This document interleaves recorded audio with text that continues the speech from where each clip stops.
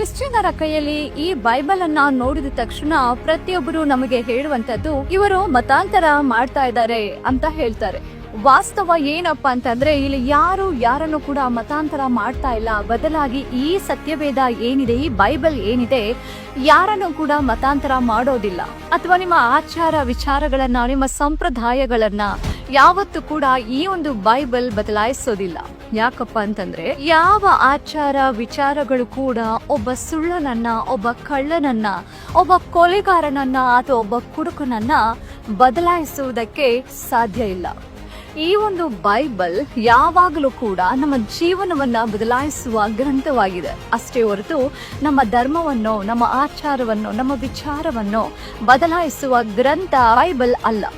ಯಾಕಪ್ಪ ಅಂತಂದ್ರೆ ಅದೆಷ್ಟೋ ಕಳ್ಳರು, ಅದೆಷ್ಟೋ ಸುಳ್ಳರು, ಅದೆಷ್ಟೋ ಕೊಲೆಗಾರರು, ಅದೆಷ್ಟೋ ರೇಪಿಸ್ಟ್ಗಳು ಈ ದಿವಸ ಈ ಬೈಬಲ್ ಅನ್ನ ಕೈಗೆತ್ತಿಕೊಂಡು ಎಷ್ಟೋ ಜನ ಬದಲಾಗಿದ್ದಾರೆ.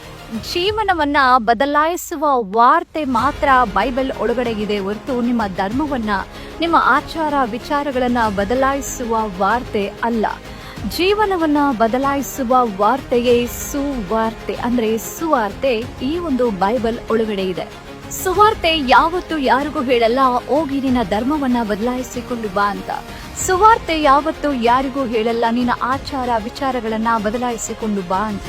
ಈ ಒಂದು ಬೈಬಲ್ ಯಾವತ್ತು ಯಾರಿಗೂ ಹೇಳಲ್ಲ, ನಿನ್ನ ಸಂಪ್ರದಾಯವನ್ನ ಬದಲಾಯಿಸಿಕೊಂಡು ಬಾ ಅಂತ. ವಿಶೇಷವಾಗಿ ಬೈಬಲ್ ಹೇಳುತ್ತೆ, ನಿನ್ನ ಜೀವನವನ್ನ ಬದಲಾಯಿಸಿಕೊ ಎಂಬುದಾಗಿ. ಬೈಬಲ್ ಧರ್ಮವನ್ನ ಬದಲಾಯಿಸುವ ಗ್ರಂಥ ಅಲ್ಲ, ನಮ್ಮ ಜೀವನವನ್ನ ಬದಲಾಯಿಸುವ ಗ್ರಂಥವೇ ಬೈಬಲ್. That is Bible.